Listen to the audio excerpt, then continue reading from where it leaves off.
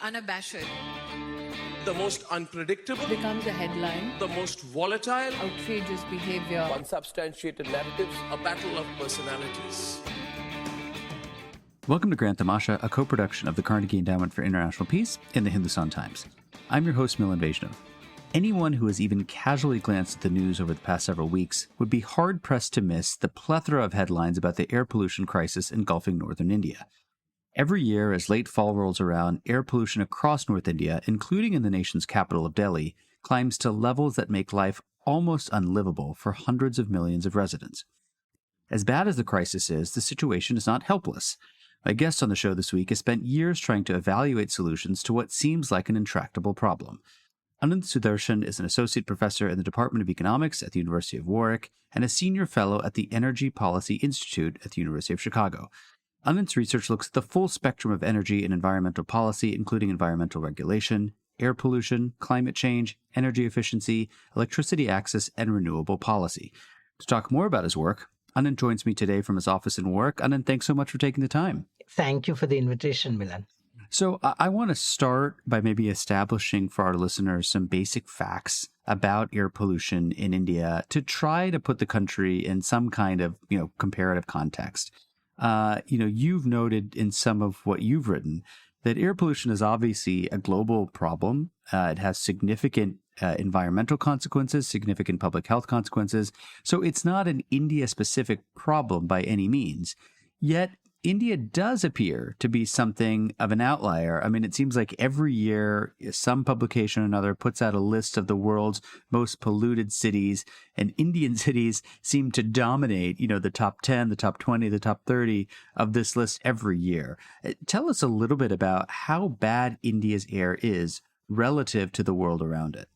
Yeah, so I think today, if you were to look at a satellite map of pollution over the globe, South Asia would stand out as the single most polluted part of the inhabited planet in 2020, 2023. So it's not just India, it's India, Pakistan, Bangladesh, and also Nepal. And that's actually, we talk about India and China. So if you went back 10 years, China would look as bad.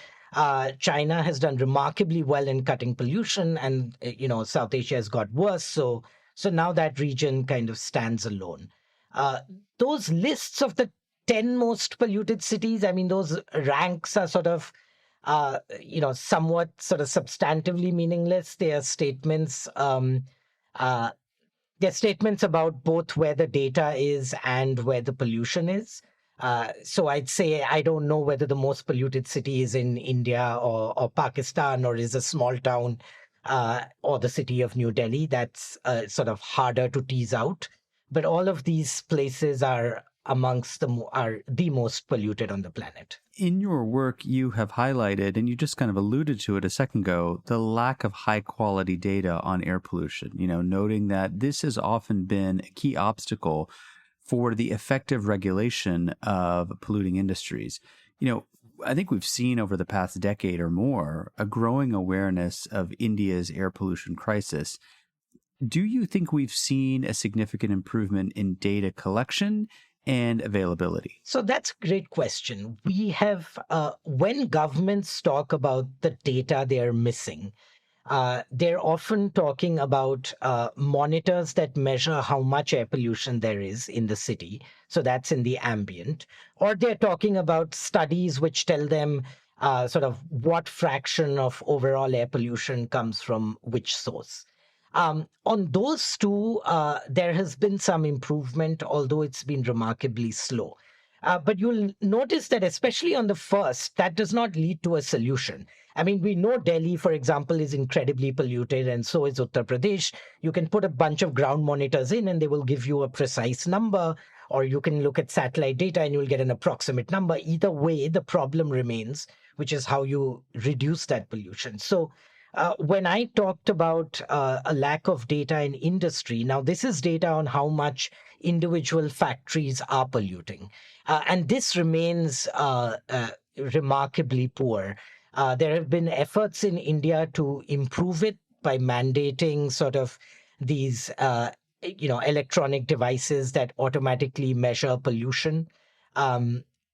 Those devices are not used in actual regulation. A lot of them have been installed, but are not producing data. It's not publicly available.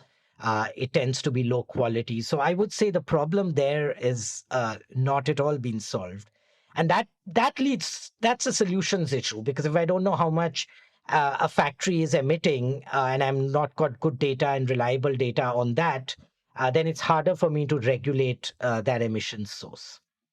Maybe I should have stepped back for a second and just ask you to explain for us lay people, what is the measure we care about, whether it is coming from vehicles, whether it's coming from industry. We hear this term particulate matter. We see this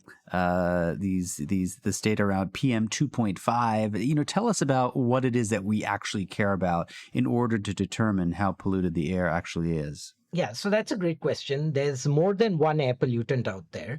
The one that we are referring to for the most part is PM 2.5. We're referring to that because this problem in South Asia, and sort of when we talk about air pollution globally, is largely about PM 2.5. So these are fine particles that can get into your lung. They can cause sort of various cardiovascular diseases and significantly shorten life expectancy. So there's a lot of data that has emerged over the last decade and a half on exactly how bad these small particles are.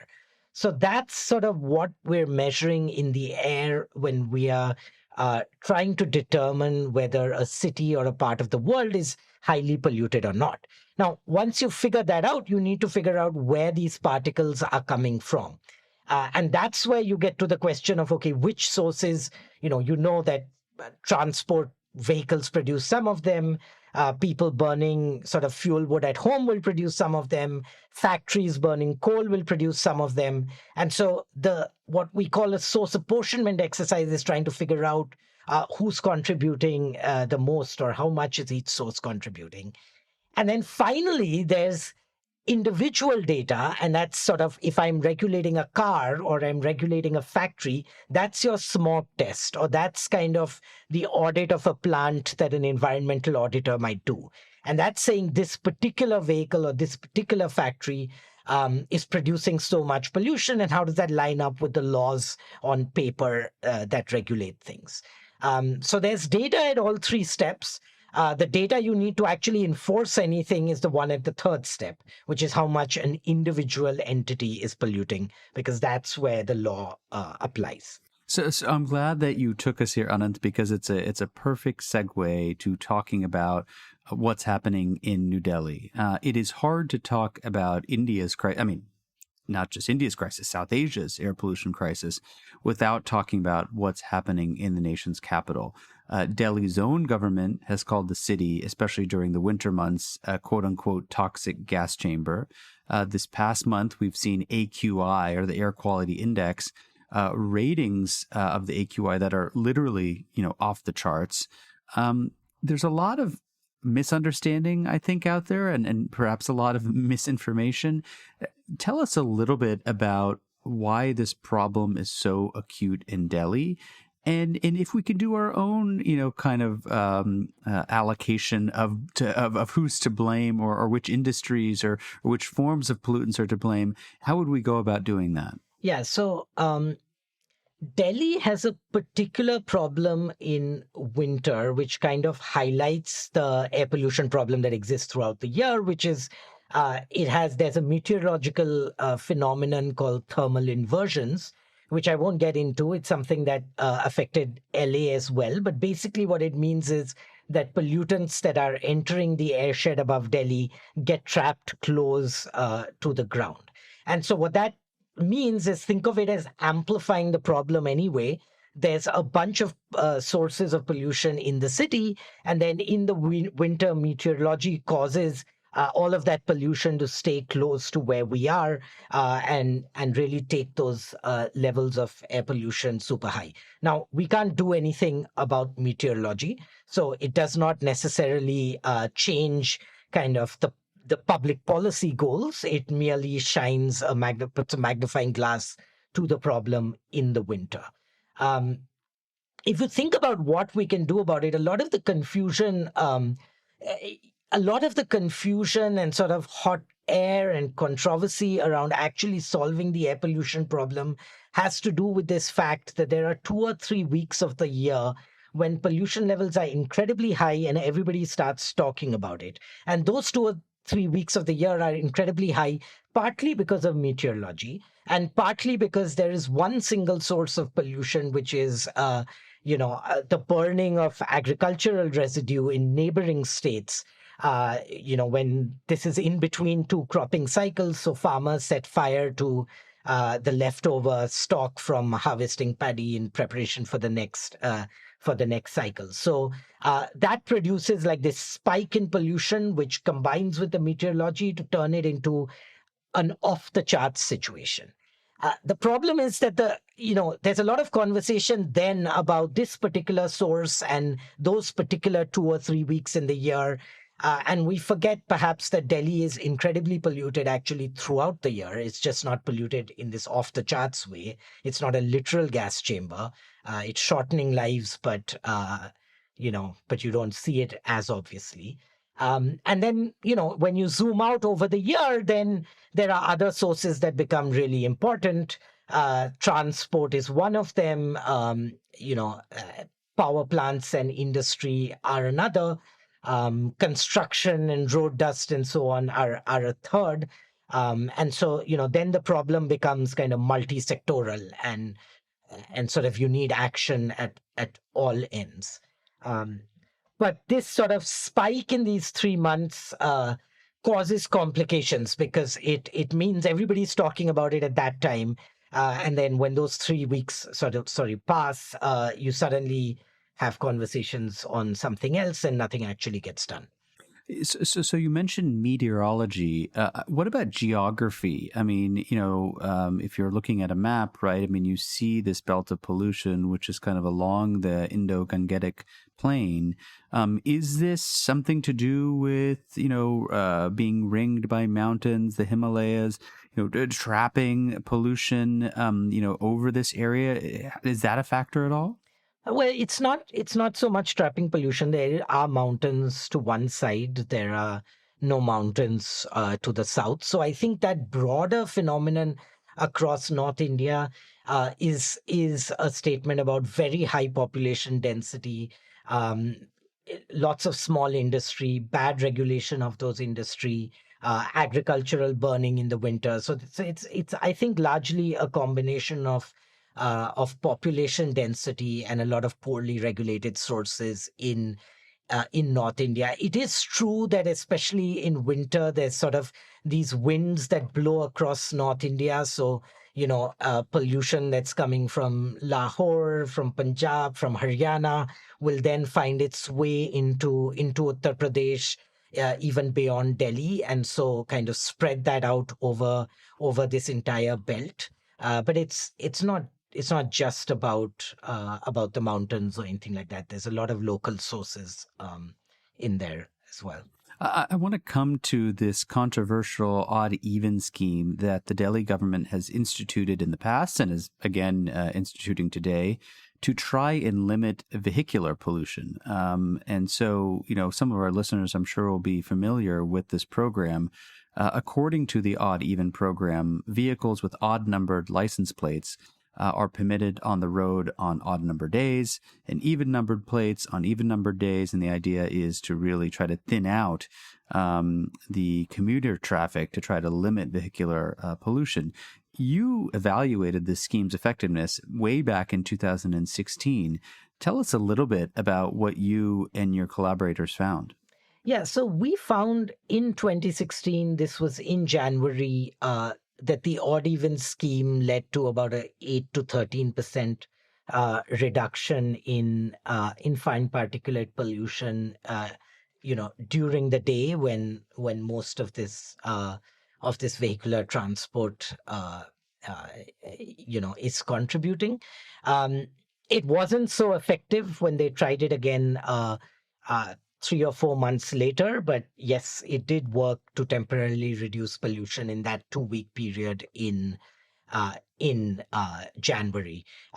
It's actually, sort of, I should flag that that conclusion on how much of a difference it made and did it make a difference at all is contested, I think, largely because evaluation methods used by different groups that have studied this policy vary. So, we think we did something pretty rigorous, and that's sort of the number we came up with.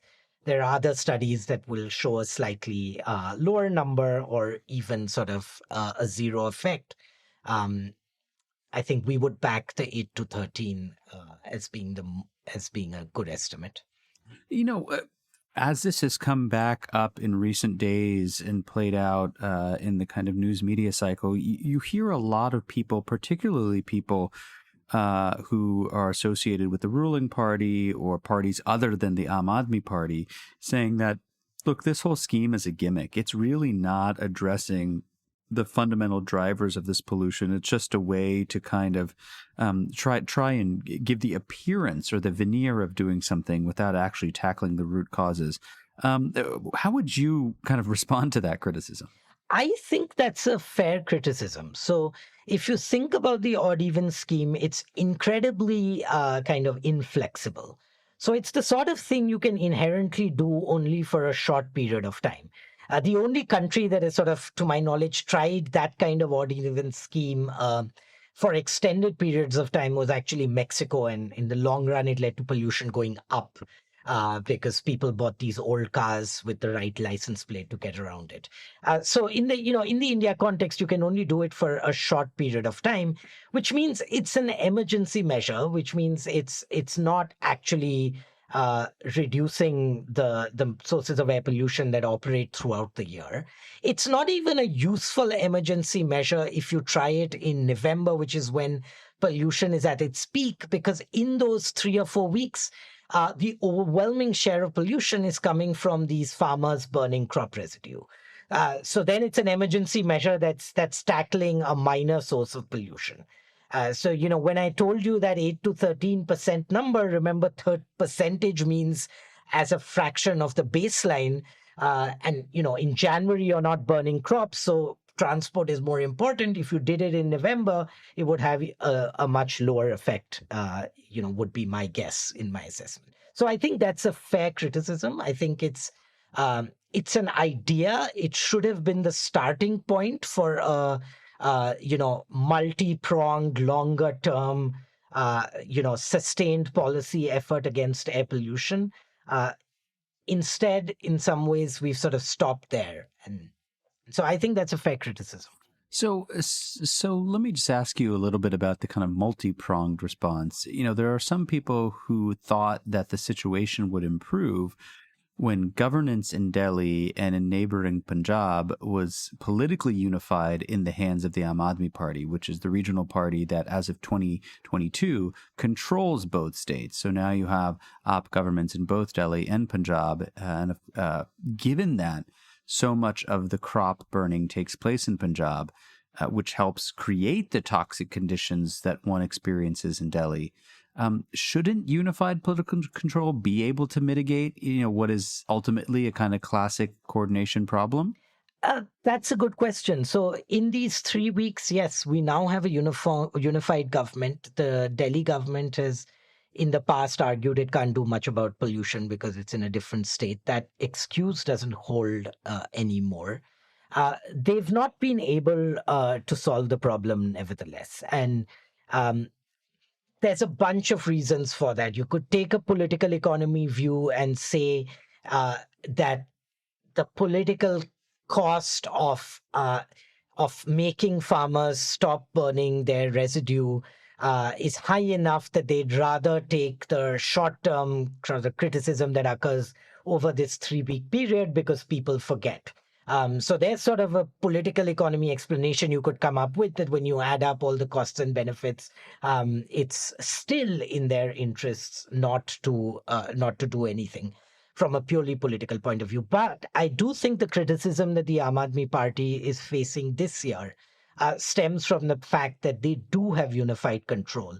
And one thing you might hope is that because that kind of excuse is taken off the table, that there will be a lot of pressure on them to not have things be as bad next year as it was this year. But it's tricky to guess how politicians are doing their assessment. Certainly, you've solved the one level of the coordination problem. I don't know whether the brutal accounting of what gets you votes still says give farmers a break and let Delhi suffer because Delhi voters will forget about this or vote for other reasons when the time comes around. I don't know if that's part of the calculus.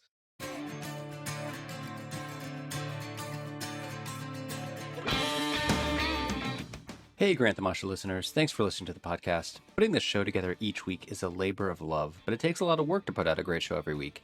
If you'd like to support the work we do at Grant the Masha, please visit ceip.org/donate. Don't forget to subscribe to us on Apple Podcasts, Google Podcasts, Spotify, or on your favorite podcasting platform, so you'll be the first to know when a new episode rolls out. I want to kind of bring in the central government here, and I want to quote something that you recently tweeted. A few days ago, you wrote in a tweet, "Air pollution in North India is a coordination problem requiring regulatory action. Spillovers reduce individual state incentives, so a regulatory framework with poorly funded state regulators and a central body with neither enforcement authority nor accountability cannot work." Could you unpack that for us? What role is there for the central government if this burning and this pollution is happening at a very kind of hyper-local level? So I think there are 2 points here. The first is that statement is true independently of burning. So a lot of pollution in Delhi comes from power plants which are located elsewhere, or diesel generators that are outside the city, or even transport outside the city. So, the meteorology and how pollution disperses does not care about where we draw straight boundary lines. So the statement about it being a coordination problem, and this is something the environment minister in Delhi brought up recently, which is a completely fair point, that statement is true throughout the year, and you will not solve the larger pollution problem without tackling that. It's true that for crop burning, it's largely two states, Punjab and Haryana, which in those 3 weeks, so the coordination problem then, if you like, is those two states and Delhi. But my broader point was the more general point. Now, in India, the way regulation has worked is our central regulator is, for the most part, a standard setting body.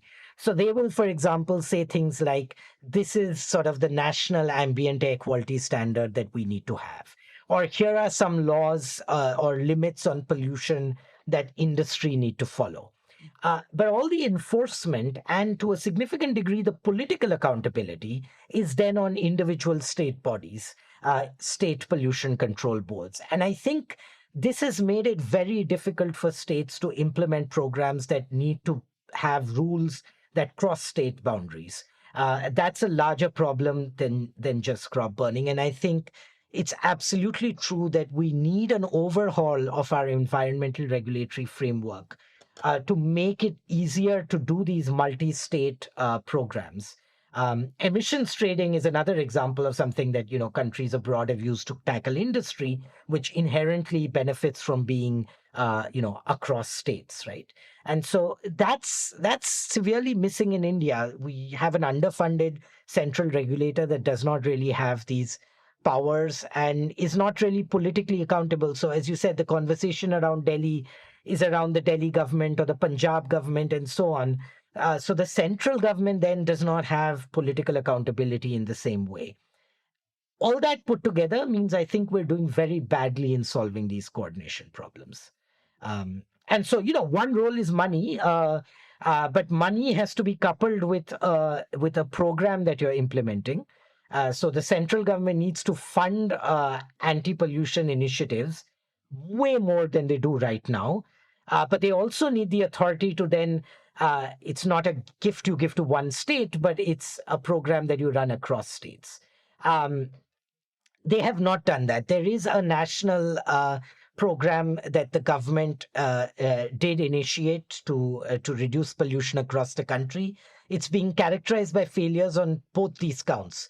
There's money given out, but it's too little money to make any difference. And secondly, it's given at the city level, which means you have a small amount of money coming to a particular city, a municipality, or a local environment pollution control board. So they can't run anything that goes across boundaries, and then it's not enough money to do very much internally either. So it's too little and it's too decentralized. Anand, one of the key lessons you highlight in your work is that there is a tremendous non-compliance issue when it comes to firms and industrial pollution. And I'm wondering if we could switch gears a little bit. Could you tell us how bad the non-compliance sort of gap is? Do we have a sense of the magnitude? And, are there strategies that you've seen or that you've studied to help India deal with this gap?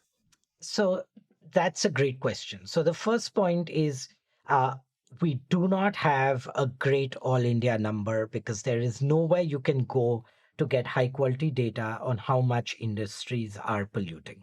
And this kind of comes back to the original point about what data we have and what data we don't that you highlighted earlier. Yeah, well, it's a statement about both things. It's a statement about not collecting the data.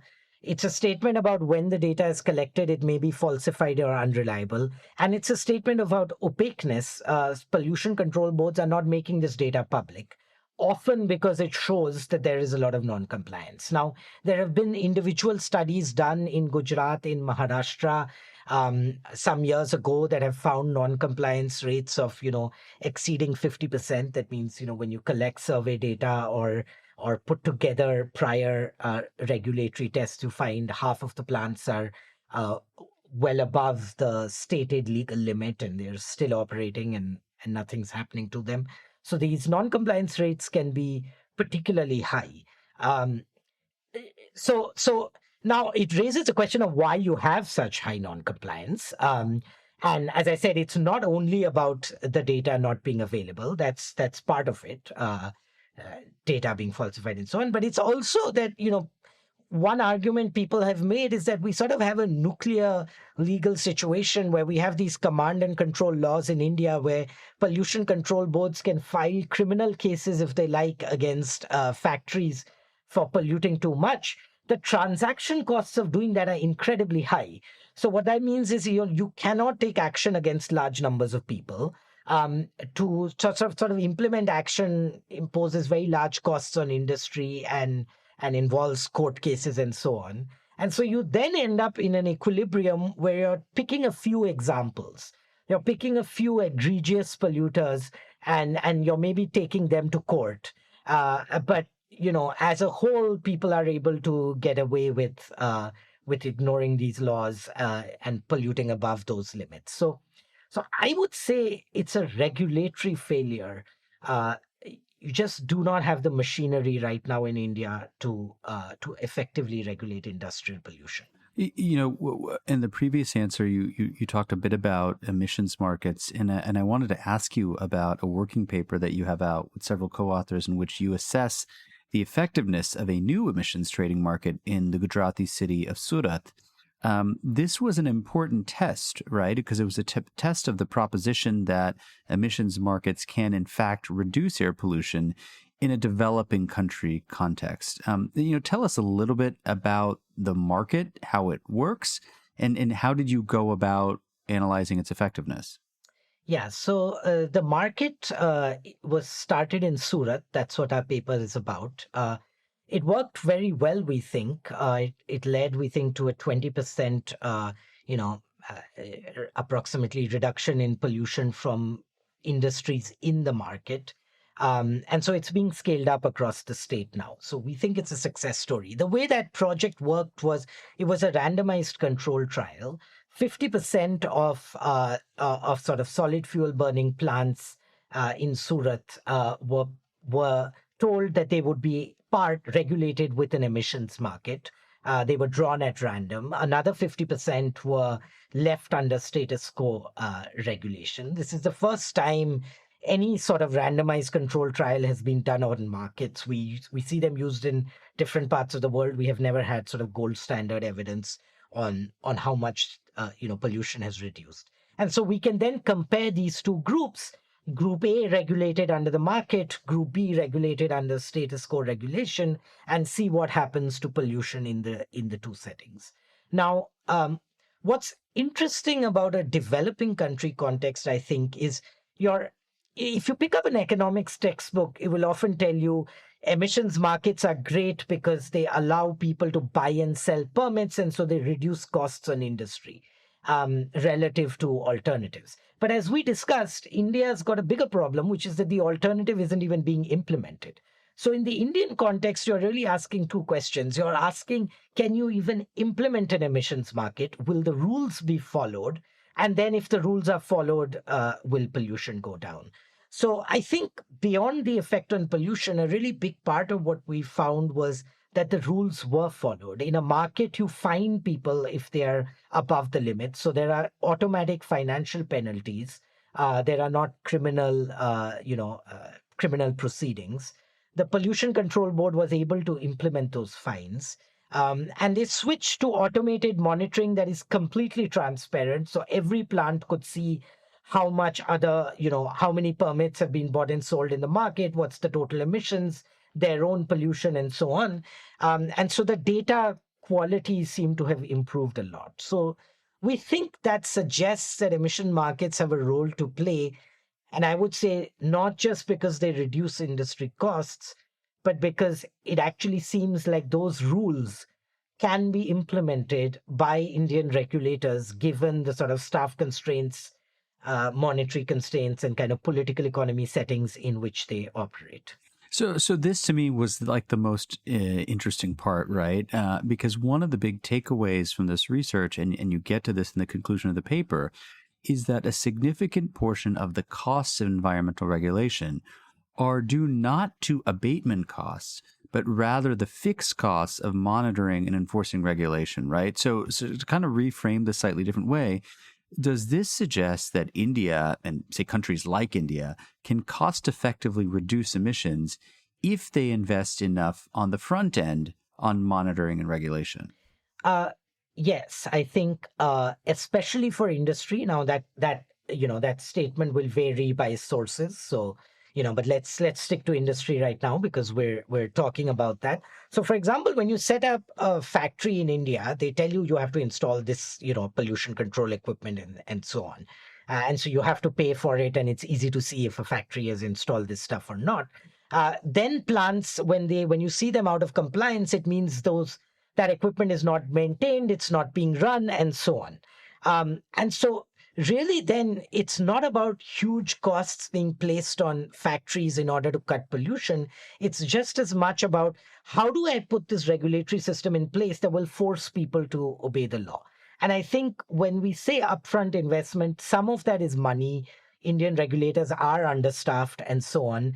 But some of that is what are the rules of the game you're going to write down.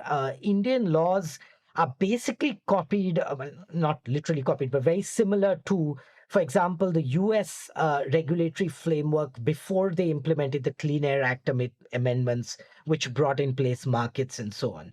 So they were using the types of regulation that are heavily funded, and in some ways fairly centralized regulatory frame system in a developed country was using. It's not working in India. And so when you say upfront regulation investment, you're absolutely right. But it's not just money. It's sort of thinking about how should the system be structured in order to work in an Indian context. That means both the institutions and the programs that those institutions are enforcing.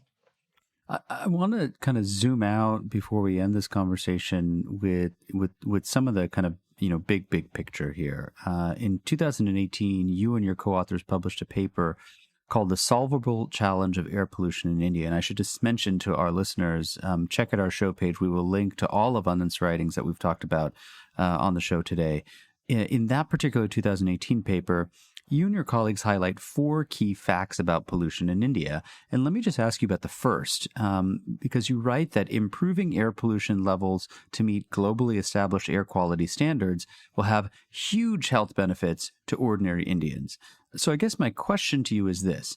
How far off is India from those globally established air quality standards? And number two, what impact would attaining those standards have on people's health in a kind of concrete fashion? Yeah, so India is, the WHO has standards now that are very strict, very hard to meet for anywhere in the world. But even just looking at India's own standards, we are sort of out of compliance with them in many parts of the country, especially north and central northwest India.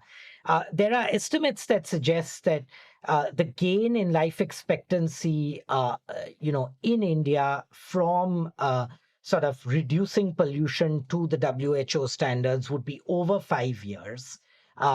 It's even compared to kind of the national standards, it's sort of the order of 2 years.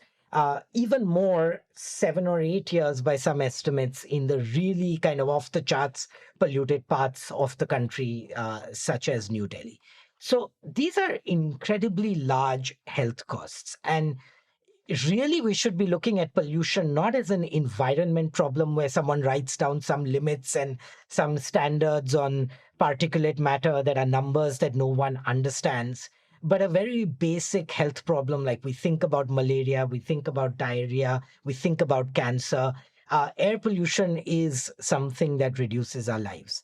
And so those are kind of the numbers that come up. It's, there's a paper in Lancet which suggests that air pollution is among the third or fourth largest sort of risk factor globally, affecting mortality and life expectancy. So it's a huge problem everywhere. It's a even bigger problem in India. And I think, to this question of how far we are off, I'm just going to close with, it's an interesting fact. Last year in the Indian Parliament, the Ministry of Environment responded to a parliamentary question arguing that there is no concrete health evidence linking air pollution to health impacts and higher mortality. So we're almost at some level in a state of denial about the magnitude of the problem. I think that is rapidly going away, but we're not going to solve a problem of this degree without having at a central level and across states an acceptance of the size of the health hazard and a recognition that environmental action is health policy. It's not sort of some other bucket of things we're doing for undefined reasons that act as a constraint on growth. We're doing it because you cannot have productive, healthy people if you do not have clean air. Anant, let me just kind of bring this to a close by asking you about one of these questions that I seem to get asked a lot, and I'm sure you do as well, which is why voters don't seem to care more, right? And I think that people ask that because they assume that if voters actually cared about pollution, they would punish politicians for their poor results on this front. And then arguably things might change. You would create kind of, this positive feedback cycle. Is it correct, do you think, to say voters don't prioritize air pollution? And if so, where does that leave us? So I don't think it's all the, survey evidence or talking to people suggests people do care about air pollution. So it's absolutely not the case that they don't care about air pollution. So, then, and I think this is more your area of expertise than mine, is a question about if people care about several things, of which air pollution is one, under what settings are you going to win and lose an election because you were unable to make a difference to air quality? And presumably, for instance, if you can claim the problem is bigger than you, or can successfully argue that your opposition parties were just as bad as you are, you can possibly sort of make it a wash and then win or lose an election based on other things that people care about.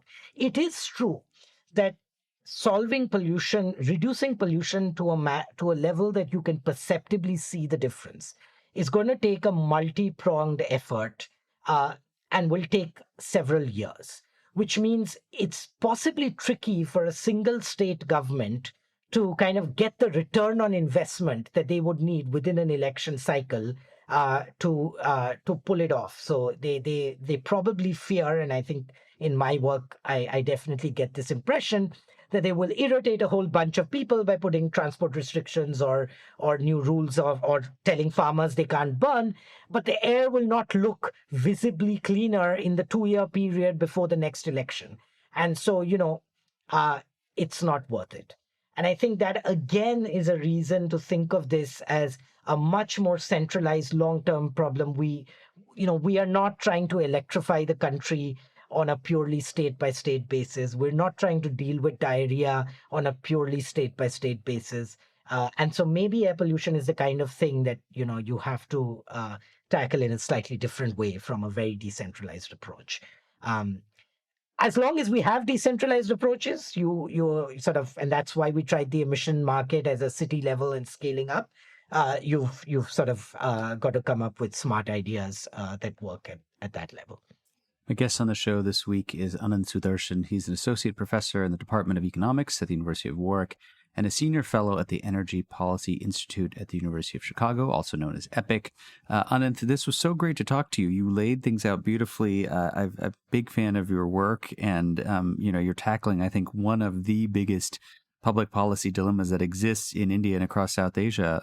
Thanks so much for taking the time. Yeah, thank you so much, Milan, for having me on.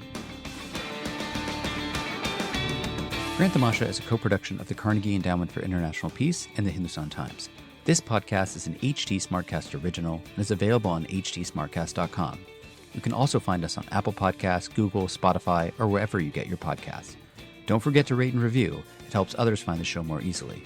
For more information about the show and to find the writing we mentioned on this week's episode, visit our website, granttamasha.com. Tim Martin is our audio engineer, and Mira Verghese is our executive producer. Thanks for listening, and see you next week.